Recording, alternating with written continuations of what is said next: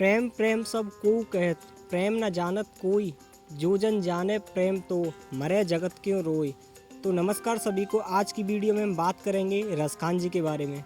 रसखान जी जो हिंदी के एक प्रतिष्ठित कवि माने जाते हैं। रसखान जी के जन्म के संबंध में विद्वानों में अनेक मतभेद हैं।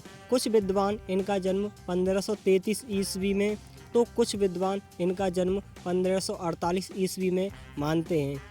इनके जन्म स्थान के विषय में भी अनेक मतभेद हुए हैं, लेकिन ज़्यादातर विद्वान इनका जन्म पिहानी अथवा दिल्ली को मानते हैं।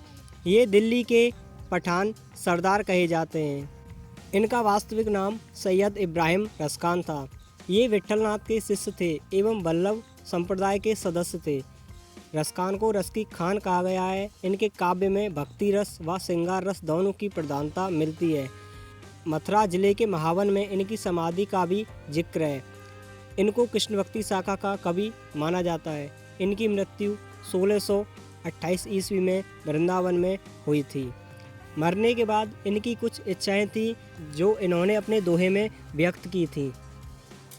मानुष हो तो वही रस खान, बसो ब्रज गोकुल गाँव के ग्वारन, जो पशु हो तो कहाँ बस मेरो चरो नित नंद की धैनु मजारन, पाहन हो तो वही गिर को जो धर्यो कर छत्र पुरंदर धारन, जो खग हो तो बसेरो करो मिल कालिंद कूद कदम्ब की डारन। अर्थात कवि रसखान कहते हैं कि हे प्रभु, मैं मृत्यु के बाद अगले जन्म में भी यदि मनुष्य के रूप में जन्म प्राप्त करूं तो मेरी इच्छा है कि मैं ब्रजभूमि में गोकुल के ग्वालों के मध्य निवास करूं। यदि पशु योनि में मेरा जन्म होता है जिस पर मेरा कोई वश नहीं है, फिर भी मैं चाहता हूं कि मैं नंद बाबा की गायों के बीच विचरण करता रहूं।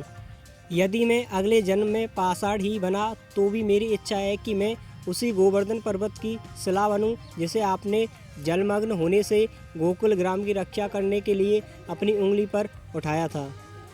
यदि मुझे पक्षी योनि में भी जन्म लेना पड़ा तो भी मेरी इच्छा है कि मैं यमुना नदी के किनारे स्थित कदम की पेड़ की शाखाओं पर ही निवास करूं। अर्थात हे कृष्ण, मेरी इच्छाओं की पूर्ति करने का कष्ट करें। मेरी मृत्यु के बाद मैं केवल आपके श्री चरणों में ही रहना चाहता हूँ। ये रसखान जी अपने दोहों में बताते हैं और वृंदावन और मथुरा में रहने का जिक्र करते हैं। वह मृत्यु के बाद भी कहते हैं कि मेरी मृत्यु वृंदावन या मथुरा में हो और मुझे अगर पुनः जन्म मिलता है तो वृंदावन या मथुरा में ही मिले। अगर हम इनकी रचनाओं के बारे में बात करें तो इनकी रचनाएं प्रेम वाटिका और सुजान रसखान थी, जिनमें उन्होंने अनेक दोहों का वर्णन किया है। रसखान जी हिंदी के एक प्रतिष्ठित कवि और सुविख्यात कवि माने गए हैं और इनको रस की खान भी कहा गया है। इनके माता पिता के बारे में कुछ ठोस सबूत नहीं मिल पाए, इसलिए मैंने इस वीडियो में आपको उनके माता पिता के बारे में नहीं बताया है। लेकिन ये एक छोटा सा जीवन परिचय और उनके बारे में एक छोटी सी कहानी आपको बहुत कुछ बता सकती है।